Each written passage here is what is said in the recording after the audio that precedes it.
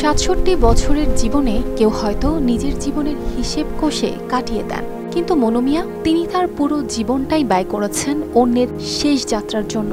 ৩,০০০-এরও বেশি কবর খুঁড়েছেন, তাও বিনা পারিশ্রমিকে। কোথাও মৃত্যু সংবাদ শুনলেই ছুটে যেতেন এবং তৈরি করতেন সেই শেষ ঠিকানা। আর এই নিঃস্বার্থ নিরলস যাত্রায় একটাই সঙ্গী ছিল তার, ঘোড়া, যার পিঠে ভর করেই মনু মিয়া পাড়ি দিতেন এক একটি জীবন বিদায়ের পথে। আর আজ সেই বিশ্বস্ত সাথীকে পাওয়া গেল রক্তাক্ত অবস্থায়, নিস্তেজ প্রাণ।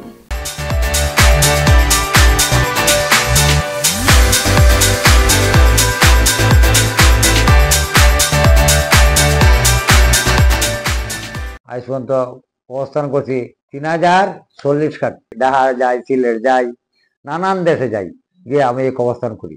আমার একটা গুড়া আছে, গুড়া লইয়া দেশ বিদেশ ২০ মাইল ৩০ মাইল জায়গা আমি যেটা করি, আমি গিয়ে অবস্থান করতে পারি।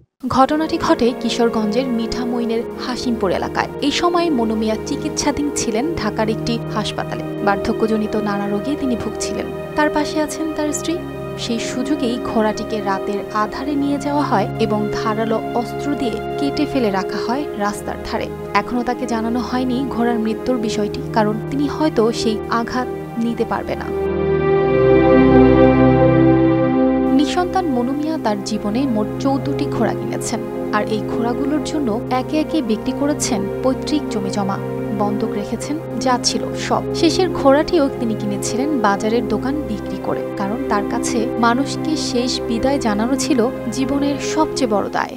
আমার লাগে না, কেন আমি লাগে আরো দেই, কাপড় চোপড় লাগে আমি আরো দিতে রাজি, বাস লাগলে আমি টেহা দিতে রাজি, কমন লাগে না, আমি ভুল হয়ে যাই, আমার দেরিও না। এদিকে ইটনা থানার ওসি জানান, কেউ এখনো আনুষ্ঠানিকভাবে অভিযোগ দেয়নি, তবে অভিযোগ পেলে দ্রুত ব্যবস্থা নেওয়া হবে। News desk, RTV।